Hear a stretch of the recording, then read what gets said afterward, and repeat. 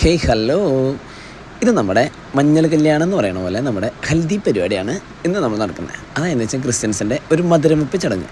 മധുരവെപ്പ് ചടങ്ങിൻ്റെ പ്രധാന ആകർഷണം എന്ന് പറയാന്ന് വെച്ച് കഴിഞ്ഞാൽ എല്ലാ പരിപാടിയിലും പോലെ തന്നെ ബ്രൈഡ് ഗ്രൂമ് തന്നെ. വേറെ ആകർഷണം എന്ന് പറയാനായിട്ട്.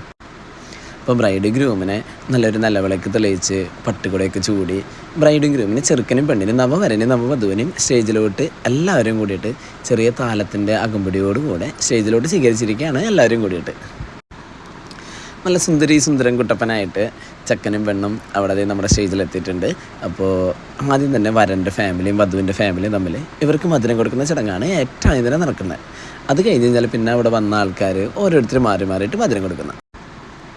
പിന്നെ ഇവർ ഒരുപാട് ഗെയിംസൊക്കെ വെച്ചിട്ടുണ്ടായിരുന്നു. പിന്നെ അവരുടെ കസിൻസ്, ഡാൻസ്, അങ്ങനെ കുറേ പരിപാടികൾ എല്ലാവരും കൂടിയിട്ട്. അത് കഴിഞ്ഞ് അവരുടെ ബ്രൈഡ് ഗ്രൂമിൻ്റെ ഡാൻസ്, പിന്നെ എന്ന് വെച്ച് കഴിഞ്ഞാൽ ഇവരുടെ ഏറ്റവും അടിപൊളിയായിട്ട് വെച്ച് കഴിഞ്ഞാൽ അവരുടെ കസിൻസിൻ്റെ ഡാൻസ് ആയിരുന്നു. അത്രയും അടിപൊളി ഡാൻസ് പെർഫോമൻസ് ആയിരുന്നു എല്ലാവരും.